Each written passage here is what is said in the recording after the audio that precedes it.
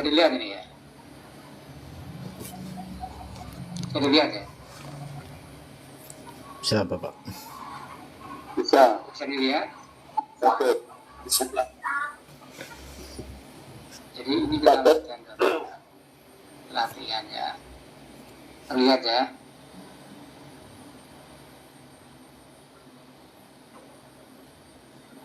Oke, kalau terlihat ini kita Al-Quran hadis ya. Al-Quran hadis. Coba ada yang membaca nanti salah satu ya. Salah satu, silakan siapa yang baca nomor 60 ini. Nomor 60. Ada yang membaca, silakan.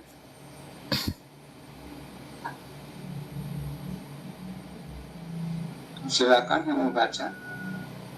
Ya Pak, siapa?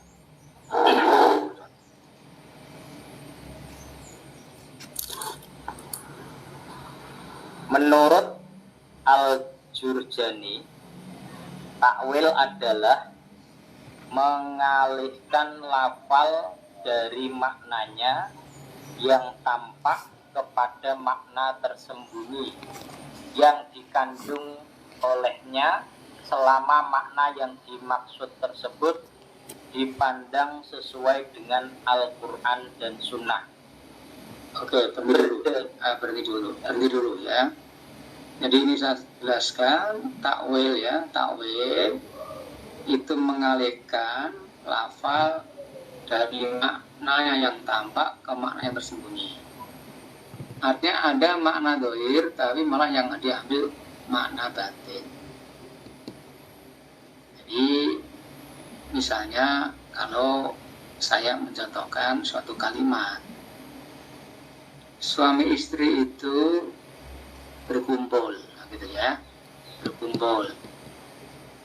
Nah, makna dohirnya berkumpul itu ya berkumpul, artinya bersama-sama dalam satu tempat, gitu ya. Tapi makna batinnya itu tidak berkumpul dalam satu tempat, ya. Makna batinnya ya dia berarti jima, ya. Ini kan takwil namanya. Kita memilih arti yang tidak nampak, malah arti yang tersembunyi, ya. Itu contohnya misalnya. Nah, itu kira-kira lah. Nah, kalau takwil dalam Al-Quran, ayat Al-Quran itu justru malah milih makna yang tersembunyi, bukan milih makna yang tersurat, ya. Itu lanjut. Ya. Berdasarkan definisi di atas, tentukan ayat Al-Quran yang kemungkinan ada takwil. Nomor 1. Iya. Wa aqimus sholata Wa atuz zakata wada'u ma'ar raki'in. Wa atuz zakata warka'u ma'ar raki'in. Nomor 2. Wa ahallallahu al-bai'a wa harramar riba. Nomor 3. Kurang jelas Pak Dokter. Ar-Rahmanu alal arsistawa. Alal arsistawa. Nomor 4. Yadullahi fawqa aydihim. Iya.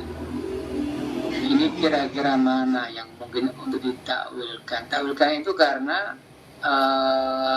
maknanya samar-samar, ya. Tidak jelas. Maka perlu ditakwilkan. Mana kira-kira itu? 3 dan 4. 3 dan 4. Oke, betul sekali ya, betul sekali. Nah, 3 dan 4. Kira-kira bagaimana keputusan 3 dan 4? Ya, kan begitu. 1 dan 2 ini tentu kalau ini ayat yang jelas ini ya, artinya muhkamat ya, muhkamat. Muhkamat itu ayat Al-Quran yang memiliki makna yang jelas. Wa aqimus sholata wa atuz zakata warka'u ma'ar raki'in, itu kan jelas ya. Dirikan tunaikan zakat, berpula bersama orang yang rukuk. Demikian juga 2, wa halal wa harama riba, Allah menghalalkan jual beli dan mengharamkan riba. Nah, ini kan jelas. Nah, ini muhkamat. Muhkamat itu biasanya ayat-ayat tentang hukum. Ya, ini kan tentang hukum ini. Hukum sholat, hukum zakat, halal wal bi'a, ini hukum jual beli, ya, wa haram riba. Podo jawab aku ya 3-4 polo. Namanya mutasabihat ini. Mutasabihat yang masih remang-remang mutasabih ya. Ar-Rahmanu al-Astawa, Ar-Rahman Allah yang Maha Pengasih, di atas arsy istawa bersemayam. Nah, ini kan arti yang tidak langsung bisa dipahami ya. Kemudian yadu wa fawqa aydihim, tangan Allah di atas tangan-tangan mereka. Ini juga tidak langsung begitu bisa dipahami. Karena nggak langsung tidak bisa dipahami, maka yang mungkin ditahui adalah 3 dan 4 ya. Maka jawabannya di sini adalah ya, kalau ini A, B, C, D, E berarti jawabannya E gitu ya. Bapak. Yang E ya, berarti 3 dan 4. Jadi pokoknya dituteni kalau dicirikan kalau muhkamat lawannya mutasabihat. Kalau mutasabihat itu mesti ada yang betul mentawil dan tidak, tapi mungkin ya yang kemungkinan bisa ditawil itu yang mutasabihat. Muhkamat itu ada yang hukum gitu ya. Oke, next berikutnya. Silakan.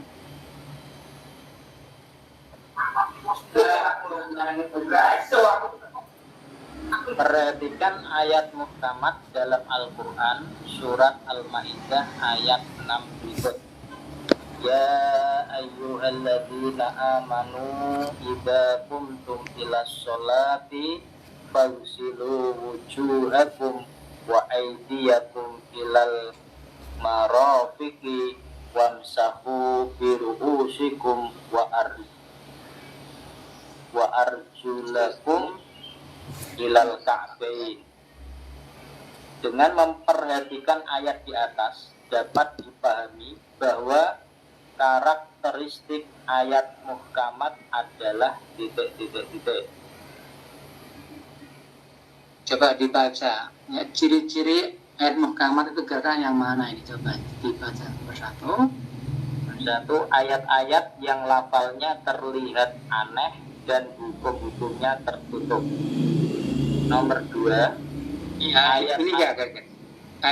Ini enggak kira-kira. Kira-kira ini enggak? Betul. Bukan ya. Selanjutnya, ayat-ayat yang membutuhkan penelitian. Ini enggak kira-kira. Betul. Tidak. Itu tidak ya. Tadi muhkamat itu jelas gitu ya. Terus ayat-ayat yang tidak diketahui hakikat maknanya. Ini enggak? Tidak. Bukan. Ini mutasabihat ya. Terus ayat-ayat yang pada umumnya terkait dengan hukum syariat.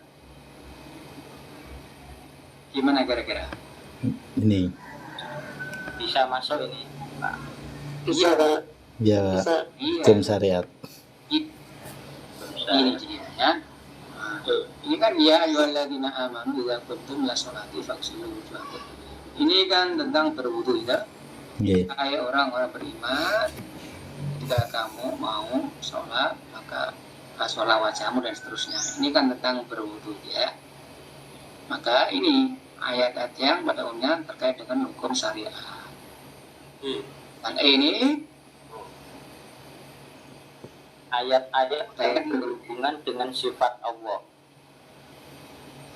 Tadi ayat yang berhubungan dengan sifat Allah itu tadi Ya tuwahi. Ar-Rahmanu ala arsistawa, Ar-Rahman atas musik semuanya. Ini ayat-ayat ya, ayat Allah, ayat yang berhubungan dengan sifat Allah. Di sifat Allah itu tidak hanya Ar-Rahman Ar-Rahim, bukan, tidak hanya Asmaul Husna maksudnya, tapi pokoknya sifat-sifat yang menjelaskan ya, menjelaskan bagaimana Allah itu berbuat, bagaimana Allah itu namanya sifat ya. Tapi yang benar adalah ya D ya, D. yang D ya. Oke, next berikutnya, yang kita ini begitulah tentang hukum itu muhkamat ya. Next, Maliki Yaumiddin. Menurut Sayyid Qutb dalam kitab tafsir Bizilalil Quran, bahwa ayat ini termasuk akidah pokok yang fundamental dalam keyakinan umat Islam, yakni mempercayai hari akhirat. Kata yang menguasai atau penguasa menunjukkan derajat kuasa yang paling tinggi. Hari pembalasan ialah hari penentuan balasan di akhirat. Banyak orang yang mempercayai ketuhanan Allah dan percaya bahwa Ia pencipta alam semesta. Namun tidak sedikit dari mereka yang tidak percaya kepada hari pembalasan. Penafsiran tersebut menggunakan pendekatan titik. A. Tafsir bil maksur. B. Tafsir bil ra'yi. C. Tafsir bil isyari. D. Tafsir bil mangkul. E. Tafsir bil batin. mana kira-kira? Tafsir Ar-Ra'yi. Ar-Ra'yi. Bira'yi. Kita harus mengetahui terlebih dahulu ya, apa itu tafsir bil maksur, bil ra'yi, isyari, tiga ini ya. Bil mangkul ini sama dengan bil mangkul ya, mangkul sama dengan bil maksur.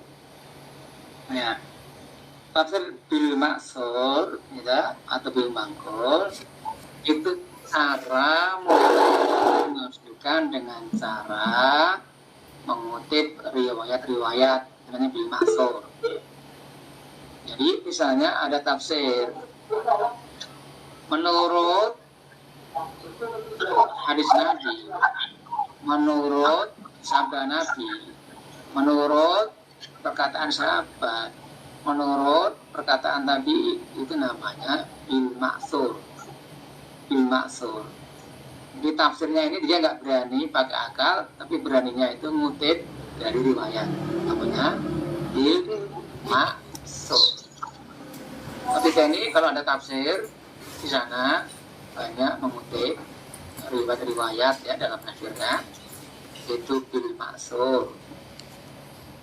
Adapun bil ra'yi itu sebaliknya ya, tafsir pakai akal. Maka di sini kan nggak ada mengutip sama sekali, mengutip riwayat hadis Nabi atau hadis kata itu, perkataan sahabat, perkataan Nabi, nggak ada di sini ya. Maka ini berarti bil ra'yi ya, bil ra'yi. Kalau bilisari itu dia itu memaknai simbol-simbol ya, simbol-simbol. Jadi mana batin ya. Jadi ini biasanya kalau Syiah itu sering memaknai yang ini sari itu misalnya cerita tentang petir ya, petir itu simbolnya siapa, simbol Ali misalnya. Nah itu sari itu bisa isyarat ya, simbol-simbol. Adapun tafsir bil mangkul ini nama lain dari bil maksur. Bil maksur. Tafsir bil batin ini juga nama lain bil isyari ya, isyari, isyarat ya, isyarat. Oke, itu tadi begitu ya, bil maksur. Maksur itu berarti kalau nafsirkan itu pakai riwayat ya. Ini kelebihannya itu kalau pakai riwayat ini ya lebih mantap ya, lebih mantap kalau di riwayat ya, di maksur itu. Di ra'yi ya ini kadang-kadang untung-untungannya spekulatif gitu ya, terlalu ya, berani kadang-kadang sedikit naik.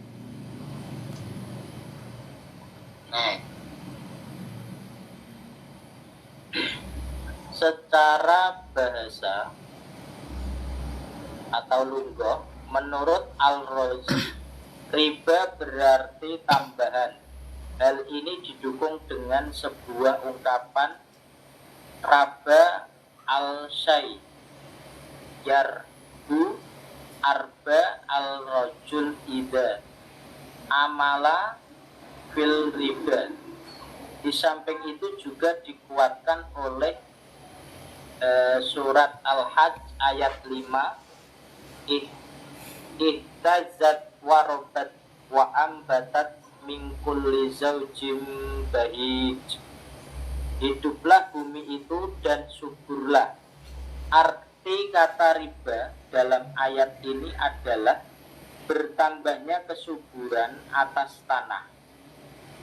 Sejalan dengan ini bisa dilihat dalam surat An-Nahl ayat 92, antakuna ummatun ya arba min ummah. Disebabkan adanya satu golongan yang lebih banyak jumlahnya dari golongan yang lain. Senada dengan Al-Razi, Al-Syabuni berpendapat bahwa riba adalah tambahan secara mutlak. Demikian pula Al-Jurjani dalam kitab Al-Ta'rifatnya menjelaskan bahwa riba secara bahasa bermakna ziyadah atau tambahan. Tafsir di atas menunjukkan cara penafsiran dengan metode titik-titik. A. Metode tahlili, B. Ijmali, C. Maudhu'i, D. Isyari, E. Ilmi.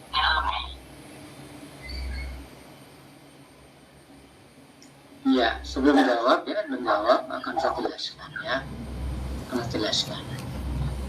Menafsirkan Al-Quran kalau dilihat dari sumbernya ya, itu ada kalau sumbernya itu riwayat, maka disebut dengan tafsir bil-ma'thur. Ada yang sumbernya akal yang disebut dengan tafsir bil-ra'yi. Ada yang simbolnya itu isyarat atau bil isyari. Itu kalau dilihat dari sumbernya, sumber menafsirkan. Nah sekarang kalau tafsiran dilihat intensitas atau kedalaman ya, kedalaman menafsirkan. Nah itu ada yang menafsirkan satu Al-Quran dari surat pertama sampai surat terakhir secara rinci. Nah, rinci itu artinya di dalamnya dibahas macam-macam perkara. Misalnya Alhamdulillahirabbil alamin itu dibahas nahwunya, dibahas akidahnya, dibahas apalaginya itu ya. Itu tahlili. Ya, tahlili itu berarti menganalisis dari awal surat Al-Fatihah sampai terakhir An-Nas. Dan mendalam apapun dibahas tahlili. Kalau ijmali itu membahas tafsir dari awal sampai akhir Al-Fatihah sampai An-Nas, tapi hanya secara global saja ya, tidak sampai detail. Ada nahwunya dibahas, nanti akidahnya dibahas, fikihnya dibahas, nggak begitu ya, atau nanti malah ada tarikhnya dibahas, tidak begitu. Kalau begitu tahlili. Ijmali itu global ya, dia hanya dikit-dikit lah, seperti akhir Jalalain ya, Jalalain, Jalaluddin Asyuti itu ya. Nah, itu contoh dari ijmali, ya, ijmali. Ijmali itu menafsirkan tapi secara global-global. Nah, yang ketiga, menafsirkan itu tidak dari surat Al-Fatihah sampai Anas, tidak, tapi diambil temanya saja, diambil tema-tema tertentu. Misalnya bahas tentang riba, ya, tentang riba. Maka di situ dibahas, ya, khusus riba, mengambil ayat-ayat yang bicara tentang riba. Ya, pokoknya kalau ada ayat riba itu dibahas, entah di mana tempatnya, ya.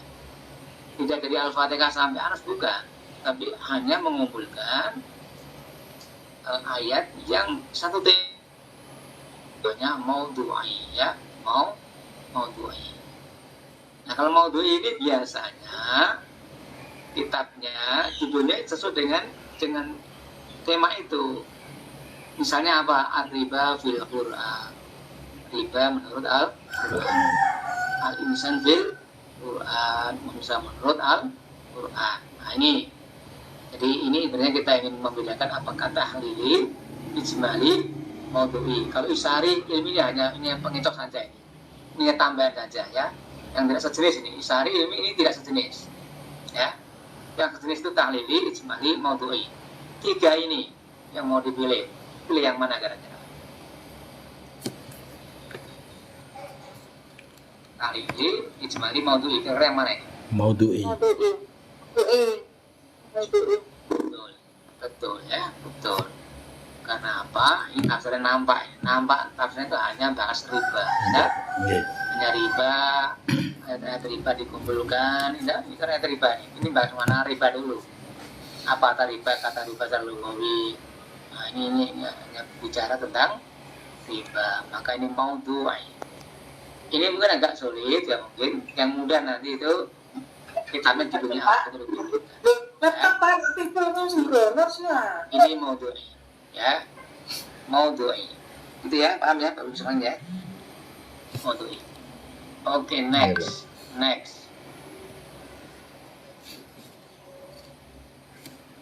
Nomor 4. Perhatikan kitab tafsir berikut yang termasuk jenis kitab tafsir maudhu'i. 1. Kitab Al-Insan fil Qur'an karya Abbas Mahmud. Nomor 2, Al-Aqad. Nomor 2, kitab tafsir Al-Qur'an Al-Azim karya Ibnu Katsir. Nomor 3, kitab Al-Riba fil Qur'an karya Abdul A'la Al-Mahmudi. Nomor 4, kitab tafsir Ahkamul Qur'an karya Al-Jassas. Nomor 5, kitab tafsir Jalalain karya Jalaluddin As-Suyuti dan Jalaluddin Al-Mahalli. Kira-kira yang mana ini? Ini kan nampak sekali itu. Sangat. Satu ya enggak? Al-Insan fil Qur'an. Nggih, Kakak. Satu enggak ya? Ya. Oke, ya, judulnya jelas. Al-Insan fil Qur'an. Manusia menurut Quran. Yang nomor 2, tafsir Al-Quran Azim. Ini maudhu'i enggak? Betul. Tidak. Tidak ya, karena enggak ada temanya itu. Kemudian kitab Ar-Riba fil Qur'an, kira-kira maudhu'i enggak? Maudhu'i.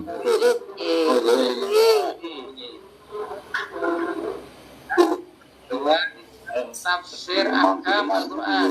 Ini tema enggak? Tafsir Ahkam. Maudhu'i. Kalau ini tafsir Jalalain, Betul. enggak ya, saya tadi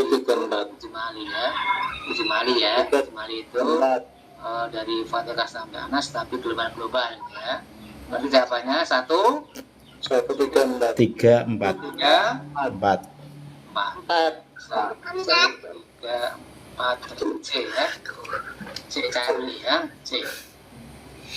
Oke, jelas ya. Pokoknya kalau judulnya kok menunjukkan tema ya, tema itu ya, judulnya nampak ya. Jadi jangan dihafalin, nggak usah hafalin, nggak usah. Jangan dihafalin, kalau soal modul ini jangan dihafalin ya. Cukup difahami, oh ini tema tertentu, oh ini tema hukum, oh ini riba, ini tentang manusia. Nanti ya. Oke, next. Oke, silakan.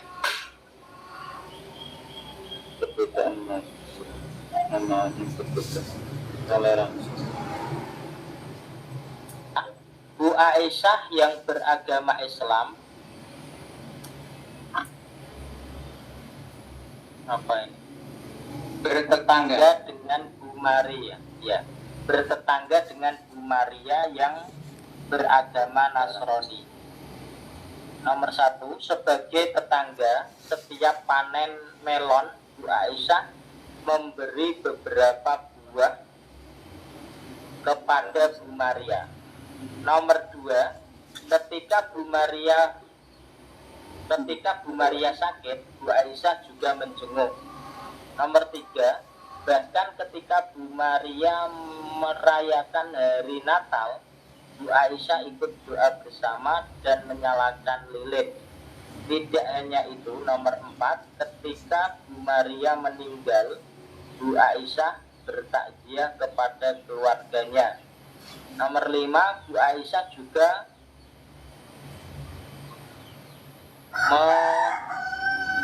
memohonkan maghfirah dan rahmah kepada Allah untuk Bu Maria. Tindakan Bu Aisyah di atas yang tidak tepat dikategorikan sebagai wujud toleransi adalah 3 dan 5, Pak. 3 dan 5. Cari, coba dicari mana? 3 dan 5. Mana ini? Yang 3 dan 5, Pak. Yang tidak sesuai, Pak. Yang Orang tidak yang sesuai. Yang tidak 3 dan 5. 3 dan 5. Dan 5 ya, 3 dan 5. Orang yang kelebihan ya, yang berlebihan ya. Oke, next. Nomor 66.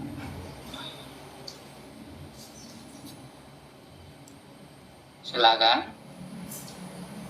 gantian Pak dosen. Ya, silakan.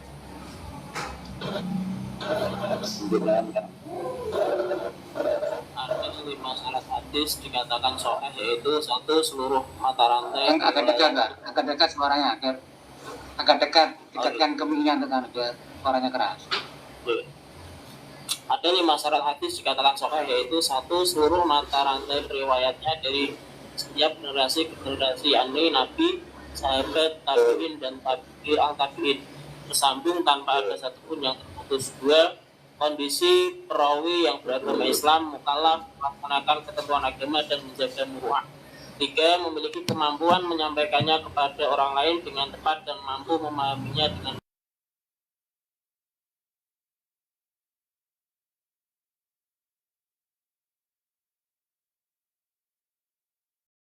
dengan hadis lain atau kekeliruan dalam menyebutkan nama riwayat yang memiliki kemiripan atau kesamaan dengan riwayat lain yang kualitasnya berbeda makna kata yang tepat dari kata sikoh adalah sebagai salah satu syarat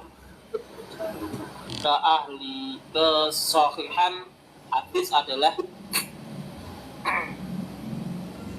A, seluruh mata rantai periwayatannya dari setiap generasi, yakni Nabi, sahabat, tabi'in, dan tabi al-tabi'in, tersambung tanpa ada satupun yang terputus. B, kondisi perawi yang beragama Islam mukallaf melaksanakan ketentuan agama dan menjaga muruah.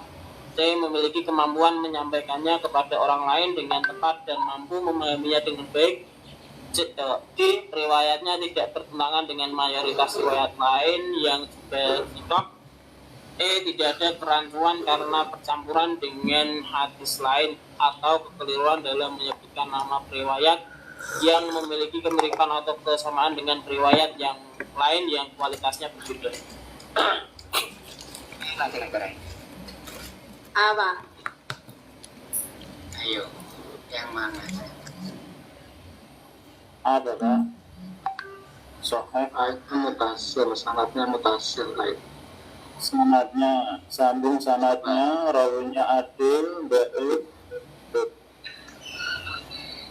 Ada Pak. Iya. Yang mana? A. Yang mana ini? Apa? A. Betul, A. Saya jelaskan ya. Jelaskan jadi hadis itu kalau memenuhi masalahnya pertama sanad bersambung. Sanad ya, bersambung. Yang kedua rawnya adil ya, rawnya adil atau pakai bahasa lain siko ya, rawi adil dalam bahasa lain siko ya, siko itu terpercaya. Siko itu apa? Terpercaya. Adil itu kondisi perawinya pertama beragama Islam, mukalaf, kemudian melaksanakan ketentuan agama, kemudian menjaga muruah, ini adil ya. Emangnya adil itu dia itu taat agama, tidak bermaksiat, adil. Adil itu kata lain siko ya, siko. Kemudian yang ketiga lebih itu artinya dia mampu menyampaikan, apanya kuat ya, berarti apa yang didengar, apa yang dilihat itu bisa disampaikan ya, disampaikan dengan tepat. Kemudian yang keempat itu ada musal, tidak ada yang aneh, artinya tidak bertentangan dengan dalil yang lebih kuat ya. Aku orang tak dosen iki bingung Pak dosen itu. Orang tak Pak dosen iki dosen. Yang kelima ada ilat, tidak ada ilat, tidak ada cacat tersembunyi. Artinya misalnya apa? Misalnya keliru memasang rawinya itu mestinya nggak kuat, dipasang yang kuat apalanya, yang adil, padahal nggak adil. Ini cacat tersembunyi. Nah, kira-kira kalau sikoh itu yang mana ini? Sikoh yang B. mana? Beragama Islam, mukalaf, Sikoh. melaksanakan. Yang mana ini? Sikoh.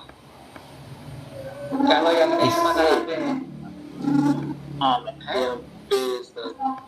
B. Yang A itu rawinya mutasil, anaknya mutasil.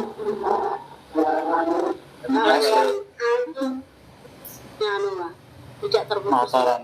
Ada putus. Sambung sanadnya Musa. Lagi sanadnya. Bukan sikoh. Sikoh itu adil itu. Yang B, Bapak. Menjaga muruah. Kalau yang adil A, B, Pak. Yang B ya.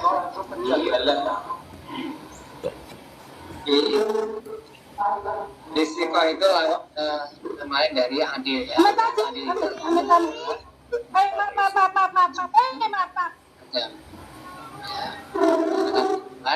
agam. Oke, naik 67.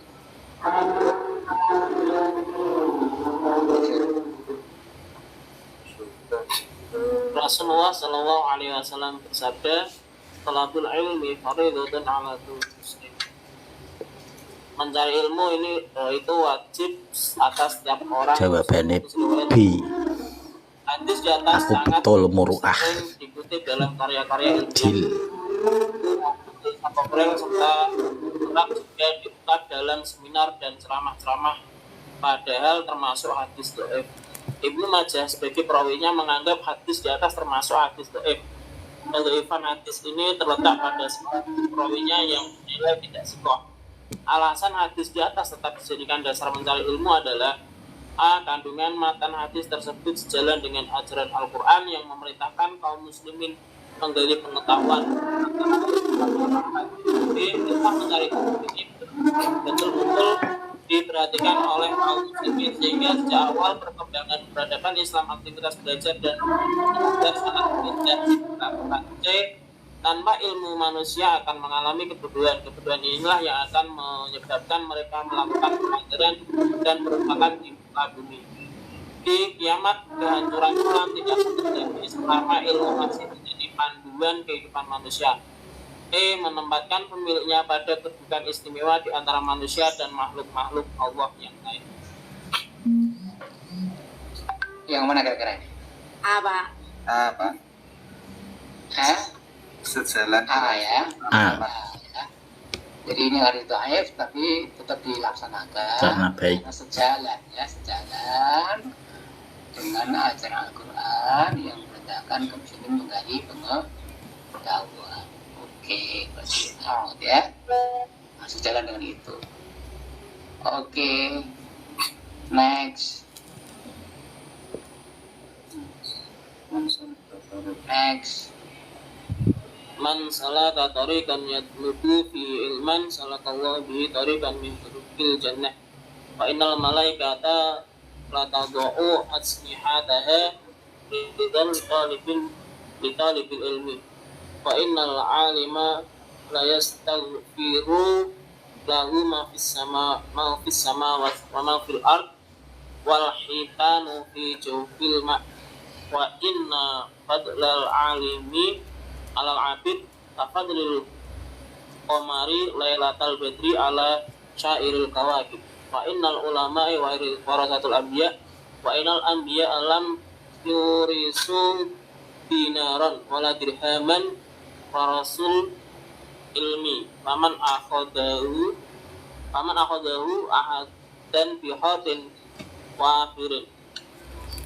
Keutamaan ulama dan pencari ilmu yang terdapat dalam kandungan hadis di atas adalah: satu, apa yang ada di langit dan di bumi serta ikan yang berada di dalam air memintakan ampun kepada orang yang mencari ilmu. Dua, apa yang ada di langit dan di bumi serta ikan yang berada di dalam air memintakan ampun kepada orang yang mencari ilmu. Tiga, keutamaan orang yang beribadah lebih tinggi daripada orang yang berilmu. 4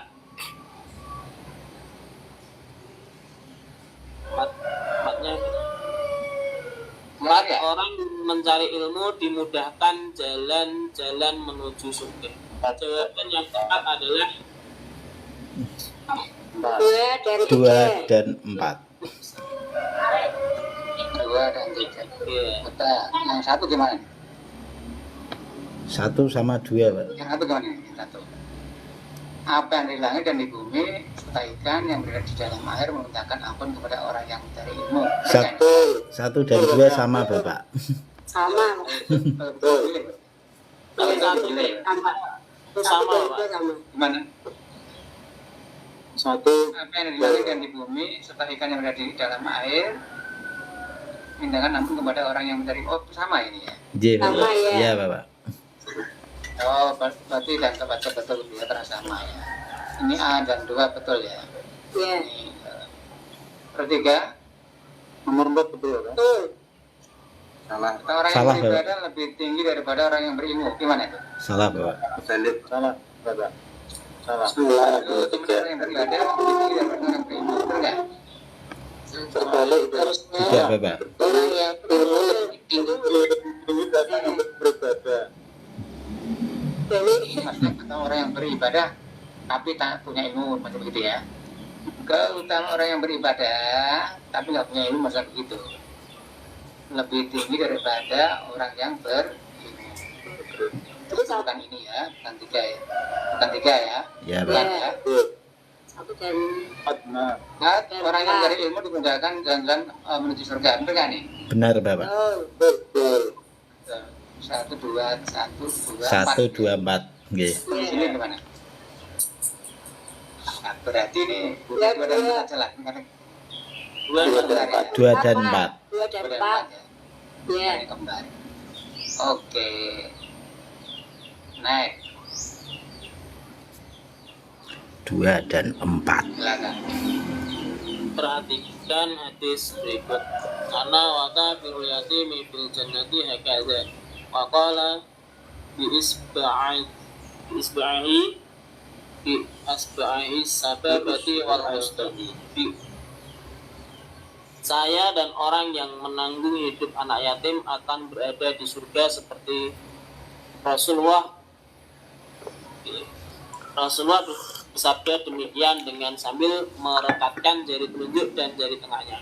Hadis riwayat Bukhari dan At-Tirmidzi. Hadis di atas menunjukkan bahwa kedudukan orang yang mengasuh anak yatim seperti Nabi Shallallahu Alaihi Wasallam. B. Orang yang mengasuh anak yatim mendapat kedudukan yang tinggi di surga. C. Orang yang mengasuh anak yatim mempraktekkan sunnah Nabi Shallallahu Alaihi Wasallam. D. Orang yang mengasuh anak yatim bagaikan seorang sahabat Nabi SAW. Dan orang yang mengasuh anak dijamin masuk surga bersama Nabi Muhammad sehingga tidak perlu menunaikan kewajiban beribadah.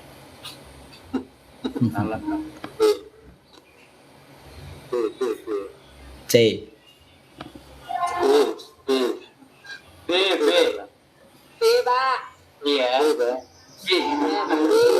Ya. Ini jangan terkecoh yang lain ya. Salah itu. Karena ini terkait dengan tag ini ya. Tag ini ana waka fil yatim bijan ya. Orang yang masalah anak yatim maka bukan yang tinggi di surga. Karena surganya kan bersama Nabi. Kalau surganya bersama Nabi, itu Nabi yang di surga yang tertinggi itu. Ya, surga Firdaus itu. Karena bersama Nabi. Berarti surga yang tertinggi. Ya, begitu, logikanya begitu. Nah. Oke. Next. Fungsi hadis terhadap Al-Quran setidaknya ada 4, yaitu fungsi takkid menguatkan, fungsi tafsir menjelaskan, fungsi tasrik membuat hukum, dan fungsi nasakh menghapus hukum. Perhatikan ayat dan hadis berikut. 1 Quran surat Al-Maidah, ya ayyuhalladzina amanu idza qumtum ilas sholati faghsilu wujuhakum wa aydiyakum ilal marafiq wamsahu bi ru'usikum wa arjulakum ilal ka'bain. 2 la yakbal B, mau jawabannya B. Salata ahadikum idza Surga yang tinggi. Fungsi hadis di atas terhadap Quran surat Al-Maidah ayat 6 adalah A. Fungsi takkid menguatkan. B. Fungsi tafsir menjelaskan. C. Fungsi tasrik membuat hukum. D. Fungsi nasakh menghapus hukum. Dan E. Fungsi pemerinci yang global tafsir al-mujmal. Apa? Menguatkan. Yang mana kira-kira? Menjelaskan. Iya. Menguatkan ya. Ini juga harus kita menguatkan ya, menguatkan. Kita harus memahami ya bahwa hadis itu ada fungsinya. Terhadap Al-Quran ada fungsinya ya. Aku ya salah, aku C. Itu hanya menggunakan Al-Quran. Harus juga menggunakan hadis. Apa ada yang tidak mau menggunakan hadis? Ada. Itu ingkarus sunnah ya, ingkarus sunnah. Orang yang ingkar sunnah. Tapi apa bisa ya orang ingkar sunnah itu? Tentu tidak bisa. Karena hadis itu memiliki fungsi ya terhadap Al-Quran, setidaknya 4 ini harus dihafalin ini ya. 4. Pertama itu bayan takrir ya, bayan takrir. Bayan takrir itu artinya menjelaskan yang fungsinya menetapkan. Bayan takrir. Atau nama lainnya takkid ya, takkid takrir dengan takkid sama. Menguatkan. Contohnya apa? Ini. A'udzubillahi minasyaitonir rajim, ya ayyuhalladzina amanu idza qumtum ila sholati faghsilu wujuhakum. Dan seterusnya. Hai orang beriman, ketika kamu hendak mau sholat, mendirikan sholat, maka basuhlah wajahmu, tanganmu sampai siku. Ini artinya kita diperintah berwudu. Ya, ada Al-Qurannya begitu. Tapi ada hadis lagi berbunyi, layak baluwahu salat ahadikum idza ahdasa hatta tawaddu. Allah tidak akan menerima salat di antara kalian ketika hadas hingga dia berwudu. Ini kan untuk apa fungsinya? Al-Quran tidak ada seperti ini, kalau ini hadis ada seperti ini. Namanya menguatkan, ya, menguatkan atau takkid atau takrir, ya, sama takrir atau takkid. Ada yang fungsinya tafsir. Tafsir itu menjelaskan, ya, menjelaskan itu artinya apa? Yang Al-Quran itu masih global, ya, global, kemudian dirinci, ya, dirinci. Kalau Al-Quran itu masih umum, ya, umum, itu ditaksis, ya, ditaksis. Kalau ayat Al-Quran itu masih mutlak, ya, mutlak itu ditakyid, dibatasi. Contohnya apa tafsir itu? Di Al-Quran itu kan memang yang sifatnya mujma, luba. Misalnya aqimus sholat, dirikan sholat. Ini kan global itu. Kayak apa sholat itu? Nah, ini yang memerinci adalah hadis. Yang fungsi tafsir menjelaskan itu hadis. Ada takbir, ada iftidah, ya, ada fatihah, ada ruku, sujud. Ini rincian seperti ini nggak ada di Al-Quran, yang ada di hadis.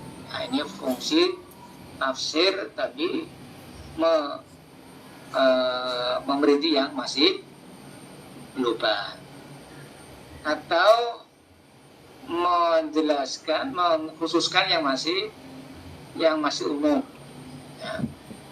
Misalnya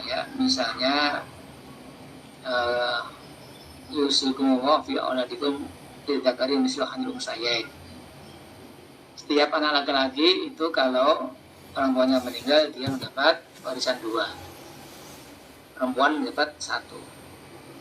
Ini kan umum, ya. Ternyata ada hadis kalau orang tuanya itu muslim, anaknya kafir, maka anak ini tidak mendapat warisan. Terus sebaliknya, orang tuanya kafir, anaknya muslim juga tidak mendapat warisan. Ini ada hadisnya, la yarisul kafiru al-muslimah, atau la yarisul al-muslimu al-kafiru. Ya. Atau menjelaskan atau mentakyid yang masih mutlak. Masih mutlak kata-katanya itu, misalnya asariku asarikatu saktaw aydihuma. Memberi laki-laki dan perempuan, maka potonglah tangannya. Ini kan masih mutlak, tangannya sampai di mana motongnya? Oh, ternyata hadisnya itu yang dipotong bukan sikunya, yang dipotong itu pergelangan, ya, pergelangan itu artinya mentakyid. Ini fungsi tafsir, ya, tafsir. Atau kemudian fungsi tasreh itu membuat hukum, ya. Di Al-Quran tidak ada hukum, tapi kemudian hadis membuat hukum. Contohnya, bagaimana kalau orang itu mempoligami kakak beradik? Al-Quran jelas melarang, ya, akan melarang. Tapi kalau bagaimana kalau mempoligami tante dan keponakannya? Nah, ini Al-Quran nggak ada, yang ada di hadis. Namanya tasrih, gitu, ya. Ada yang nasa itu kan menghapus. Hadis menghapus hukum yang ada di Al-Quran. Misalnya kalau Al-Quran itu merintahkan setiap orang yang mau meninggal adalah dia berwasiat kepada keluarga. Wasiat itu artinya apa? Artinya membeli bagi harta, ya. Kamu si A mendapat harta sawah sebelah sana, kamu nomor 2 sebelah tanah sebelah sana. Itu dibagi-bagi. Tapi kemudian hadis melarangnya, nggak boleh, ya, berwasiat bagi-bagi, orang mau meninggal bagi-bagi untuk keluarganya, nggak boleh. Hibah boleh tapi nggak boleh berwasiat bagi-bagi. Ya. Boleh wasiat tapi jangan kepada keluarga, jangan kepada ahli waris. Ya. Kalau dengan pembantu boleh malah. Ya. Ini namanya fungsi nasakh, ya. Nasakh. Oke. Agar perlu diapalin tentang fungsi hadis terhadap Al-Quran. Ada 4. Ayat takrir, ayat takwid, yang tafsir, ya, menjelaskan, ayat tasrih, membuat hukum, ayat nasakh, menghapus hukum. Ya, oke, saya kira begitu, ya. Kita istirahat dulu, ya, karena saya punya kewajiban harus ngimami nih, ya. Yang bisa asar ini, ya. Kita nanti lanjutkan habis sholat asar jam berapa itu? Jam 3 Bab.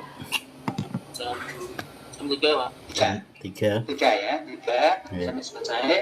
Setelah selesai mau diminta oleh Pak Agustiono, gitu ya. Oke.